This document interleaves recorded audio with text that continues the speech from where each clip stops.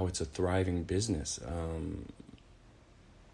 I wonder if everyone goes home the same way that I do, looks in the mirror and says, holy shit, you know, my life is a joke. This is a joke.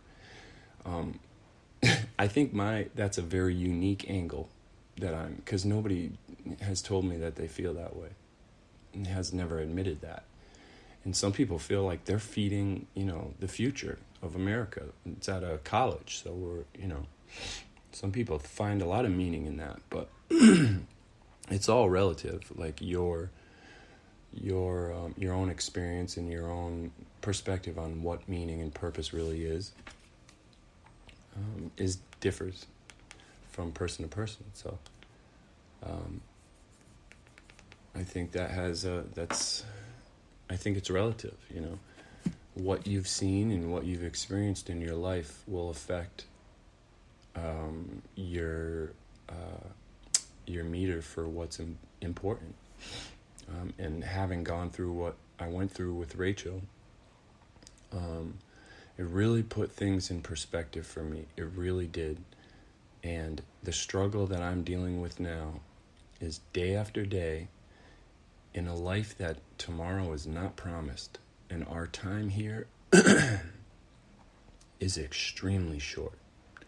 Our time here is a blink of an eye. So if you're doing something that you don't agree with mentally, if you're having that mental conflict where you're physically doing something every single day that you're at odds with, you really need to get out. But if you're stuck, could be financially, like you don't have room to do that, to get out.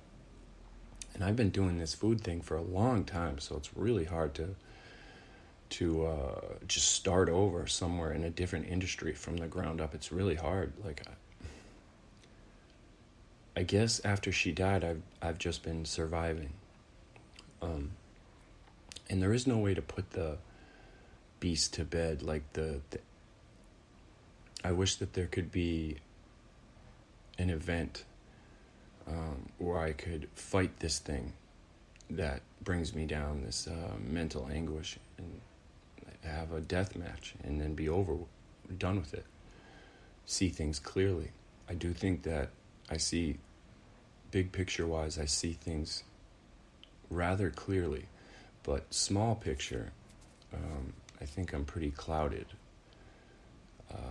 And it's because I'm at odds with with my existence. You know, when I put that axe in my foot, I told the doctor that it would have been easier and it would have benefited me if I had accidentally put that axe through a main artery, because then I could be gone. And it was a wake-up call because the doctor was concerned about my mental state. And my sister was there, and I said something to my sister that I'm unable to say to my mom or my dad. I told her that when mom and dad die, or if they weren't here now, I'm going to end my life.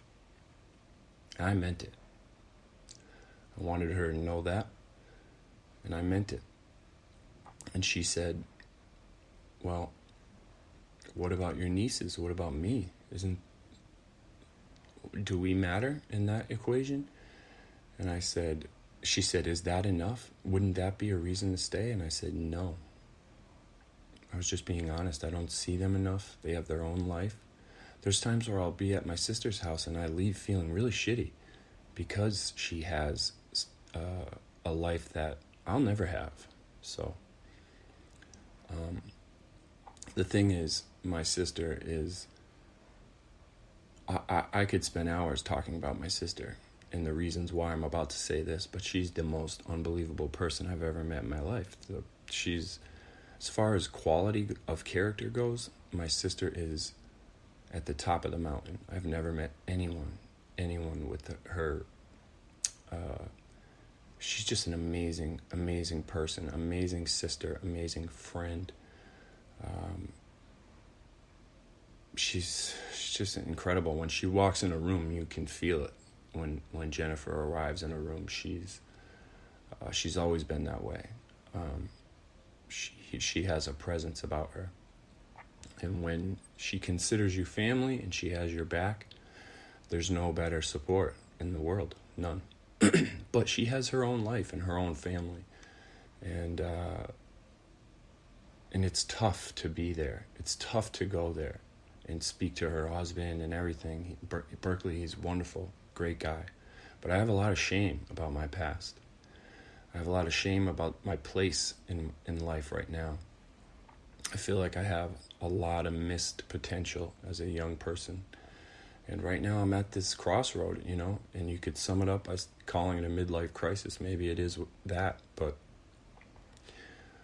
when you hold the most beautiful thing you've ever come across in your hands and you watch it slip away and die, it's tough. It does something to you. And, my life has really been a constant result of my decision making. And this was the first time that I've faced something tragic, difficult, and something unfortunate that was not a direct result of poor decision making. This was out of my hands. Yeah. And I'm angry. I'm very angry. So, I'm not angry at God. Believe it or not, I'm just angry. I'm angry. I think I'm angry at myself is what it really is. I'm disgusted with the way I've let career and that sort of thing take a back seat. My list of priorities really, I'm such a live in the moment guy. The moment is very important to me. And I don't know why I didn't chase something else. I knew this was a road that I didn't want to be on, and I've just stayed on this road. I don't know. I don't know.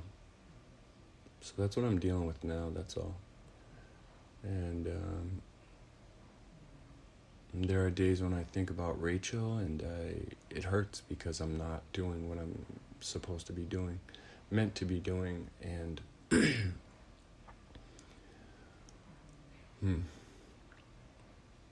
don't know how to handle it. I haven't gone to see her tree in months. Because I know what's coming when I get there. And it's just, I know what's coming. I'm just gonna,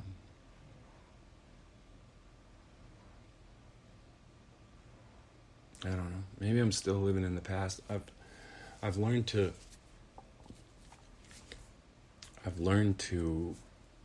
stop waking up and feeling it so heavily.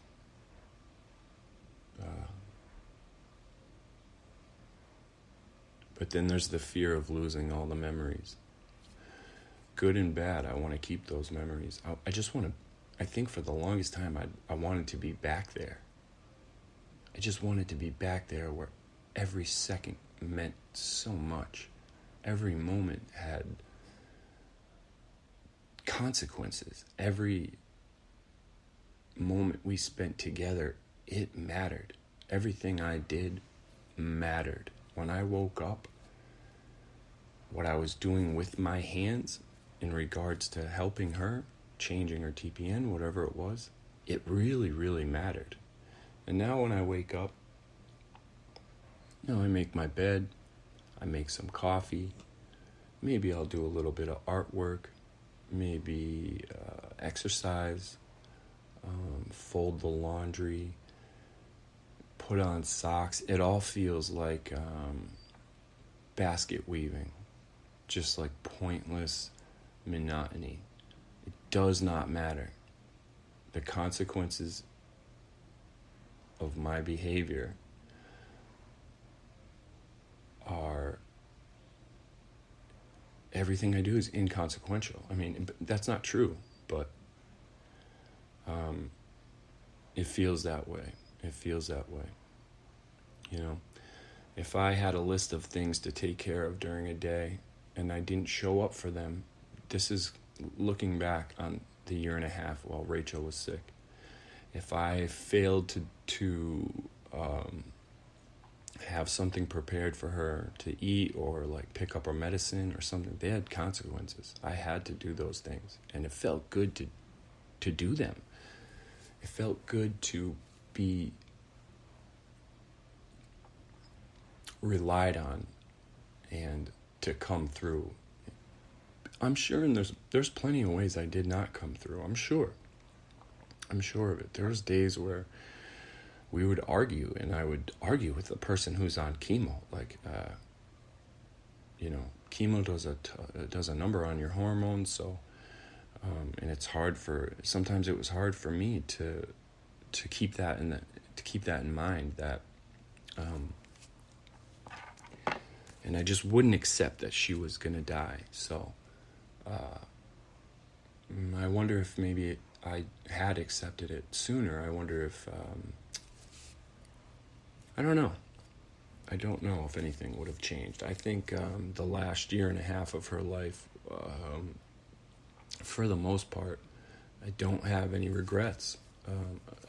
I have minor regrets. Rachel used to write when we would argue. When she was angry, she would write.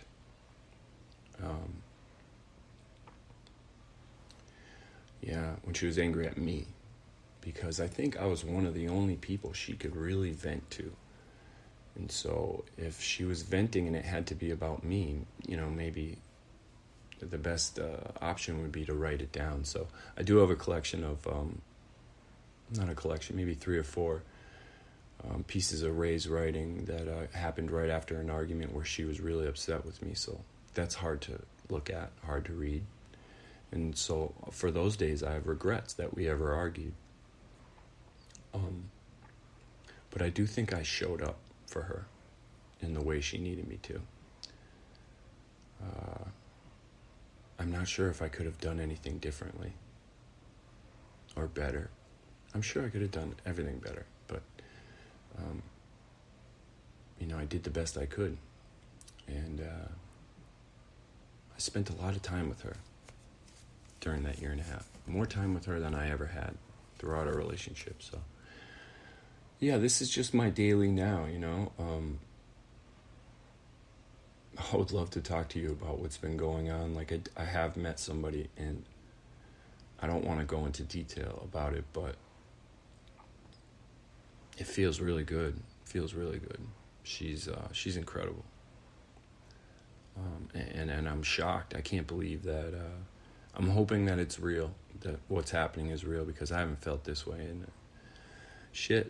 13 years. So, that's it for today.